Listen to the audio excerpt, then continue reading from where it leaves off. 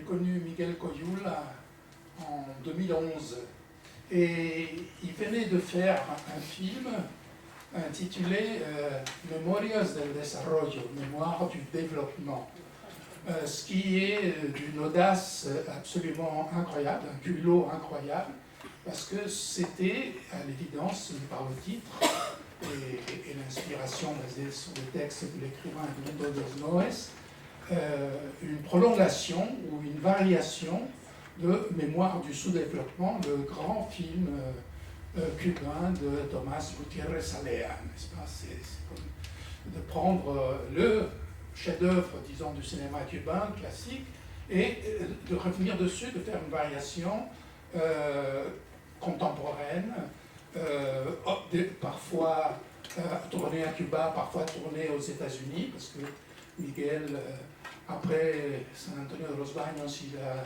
étudié à New York, à l'école de Lee Strasberg, et il a tourné des choses, comme il le fait toujours, à la sauvette, c'est-à-dire sans prévenir personne, avec des petites caméras, de manière très expérimentale. Parce que Miguel Coyula, c'est quelqu'un qui détonne complètement dans le panorama du cinéma, c'est-à-dire qu'il fait un cinéma complètement expérimental.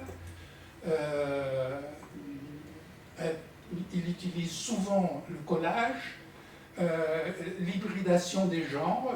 Il aime beaucoup les genres cinématographiques populaires, la science-fiction, le thriller, les films de mystère. Enfin, il mélange tout ça d'une manière assez incroyable. Et tout passe en plus par après tournage et après montage, par des manipulations sur son ordinateur. C'est-à-dire qu'il ne se lasse jamais de retransformer la matière, de revenir dessus, enfin, etc. Son tout dernier film, d'ailleurs, Cœur bleu, que j'estime être un des grands films de notre siècle, n'est-ce pas? C'est un film qui évoque l'homme nouveau qui serait le produit de manipulations génétiques décidées par Castro et qui, évidemment, ça tourne mal. C'est-à-dire la manipulation génétique ne marche pas et du coup, les cobayes, les premiers produits de l'homme nouveau, deviennent une espèce de groupe anarchiste qui est poursuivi par la sécurité de l'État, etc.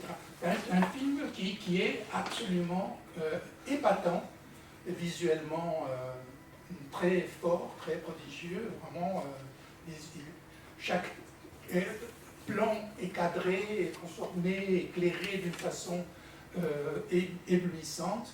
Ça, c'est le cinéma, disons, de Miguel Coyula, qui, pour ce dernier film, faute de financement, a mis 10 ans à le compléter. Et à un moment donné, il a fait un crowdfunding et l'argent était retenu parce qu'on ne pouvait pas l'envoyer à Cuba. Bref, je vous passe tout ça, n'est-ce pas? C'est quelqu'un qui a appris à travailler avec des bricoles. Son premier long métrage, Cafard rouge, tourné aux États-Unis à l'époque où il y était, lui a coûté $2000. Je défie quelconque de trouver d'autres réalisateurs capables de faire un long métrage avec $2000, n'est-ce pas? Bon, c'est un peu le cas de ce documentaire, c'est-à-dire le cinéma documentaire n'est pas la vocation naturelle de Miguel Coyula, mais il a été attiré par le personnage de Rafael Alcides, qui est un poète et écrivain, qui a eu un moment où il était, je ne sais pas son moment de gloire, mais disons à une époque, il était connu, accepté à Cuba, et ensuite il est tombé en disgrâce, comme énormément d'intellectuels au début des années 70, et du coup il a été condamné à l'ostracisme, c'est-à-dire qu'il a disparu complètement, il est devenu personne, nadi, n'est-ce pas, c'est le titre. Coyula a enregistré 40 heures d'interview avec Alcides, n'est-ce pas, c'est pas peu, il a travaillé pratiquement pendant 1 an avec Alcides, et ensuite il en a tiré un long métrage qui est beaucoup plus court que les 40 heures, je vous rassure d'emblée, mais en utilisant à nouveau des procédés typiques du cinéma expérimental, n'est-ce pas? C'est-à-dire en faisant des incrustations, en faisant en guise de commentaires visuels sur les propos, évoquant des images anciennes ou contemporaines. Bref, en faisant l'utilisation d'un vaste répertoire, y compris des peintures d'Antonia Eilis, qui est peut-être une des grandes peintres expressionnistes cubaines, qui est utilisée comme matière première, si j'ose dire, pour l'aspect visuel d'un certain nombre d'images. Même ça, c'est pas de l'illustration, c'est pas un tableau, une idée, un tableau, une image, non, non. Même ces peintures-là sont parfois fondues dans plusieurs images. Si vous avez la curiosité, je vous invite chez vous à chercher sur YouTube, en écrivant Nadie, Miguel Coyula, MoMA, vous trouverez un débat qu'il a fait au Musée d'Art moderne de New York après la projection, et où il explique d'ailleurs un certain nombre, avec des exemples à l'appui, un certain nombre de ces procédés. Donc, alors, on peut s'étonner de cette forme de travailler.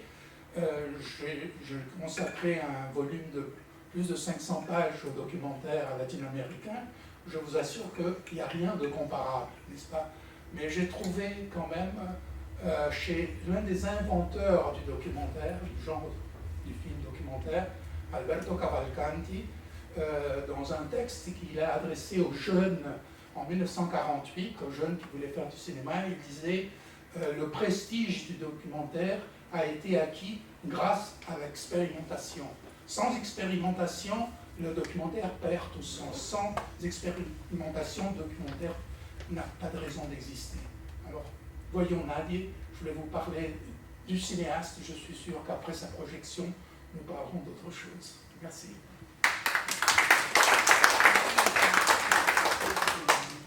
Je trouve que la première chose remarquable, pas seulement du point de vue cinématographique, mais même du point de vue politique de ce film, c'est que Miguel Coyula, qui a aujourd'hui 46 ans, cherche le dialogue avec quelqu'un de la génération antérieure. Or, ce dialogue entre les générations est quelque chose de très difficile à Cuba et dans la diaspora cubaine, où souvent on se reproche les uns aux autres d'avoir rompu à telle époque ou à tel autre moment, et donc jusqu'à ce moment-là d'y avoir cru ou d'avoir participé à la révolution, alors que nous savons pertinemment qu'il y a eu des ruptures successives à Cuba dès 1959, mais aussi en 60, 61, en 68, comme Alcides le rappelle, au moment de l'invasion de la Tchécoslovaquie, 71 avec l'affaire Padilla, ensuite la crise des Balseros et de Mariel, bref, le procès de Ochoa et des frères Laguardia et d'autres officiers, n'est-ce pas, qui a été aussi un moment traumatisant pour beaucoup de gens, mais à chaque fois, il y a eu une très grande difficulté, aussi bien à l'intérieur de Cuba que parmi la diaspora, pour que les gens acceptent de reconnaître l'autre, de dialoguer, d'écouter ce que l'autre a à dire, même si on n'est pas d'accord, n'est-ce pas? On voit qu'ici, Rafael Alcides est toujours un admirateur de Che Guevara, qu'il revendique cette phase, disons, romantique du castrisme des années 60, bref, une série de choses qui sont problématiques, à telle enseigne que ce film a été bien sûr interdit au Festival de cinéma de La Havane, mais il a été aussi rejeté par le Festival de cinéma de Miami, ainsi que le Festival de cinéma de Mar del Plata, Argentine, où il avait d'abord été sélectionné, mais ensuite exclu suite aux pressions officielles cubaines.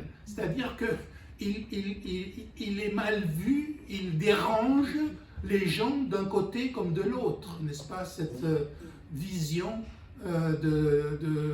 cette façon de réfléchir, parce que c'est un film de réflexion. Il réfléchit tout comme son personnage, il a transformé le poète en personnage, n'est-ce pas, qui l'a fasciné parce qu'il a sa façon de raconter, parce qu'il a sa façon de gesticuler, parce que c'est un vieux qui est émouvant avec ses romans qui ont disparu à cause du passage du temps. L'encre s'est effacée et il essaye de retrouver avec une loupe ces mots qui risquent de disparaître à jamais. Bref, il a été fasciné par le personnage et il l'a traité comme un personnage. Dans le film de fiction que je citais tout à l'heure, Cœur bleu, un des personnages est interprété par Fernando Pérez, le grand réalisateur cubain, qui est justement déjà un sexagénaire, voire peut-être un peu plus d'ailleurs, le temps passe, et qui est donc de la génération qui pouvait encore faire quelque chose à l'intérieur de l'ICAIC, de l'Institut du cinéma. Miguel Coyula, comme d'autres, ne compte plus sur rien, sur le soutien d'aucune institution, ni à Cuba, ni à l'extérieur d'ailleurs. Son dernier film commence avec une instruction. Ce film n'a pas reçu de soutien de l'Institut Sundance, puisque, comme vous le savez, l'Institut de Robert Redford, c'est la Mecque des cinéastes indépendants du monde entier, mais pas pour Coyula, qui doit se débrouiller comme il le peut. Et donc je crois que c'est cette volonté d'aller vers les autres pour que la mémoire de ces moments-là ne se perde, qu'elle soit intégrée dans la réflexion actuelle, pour moi est quelque chose qui fait que ce film est à la fois émouvant et quelque chose d'aigu, qui va loin, n'est-ce pas, qui nous aide à revoir ce tableau, cette histoire terrible qui dure 60 ans, autrement, à nous obliger à nous poser des questions et à voir ça sous un angle différent.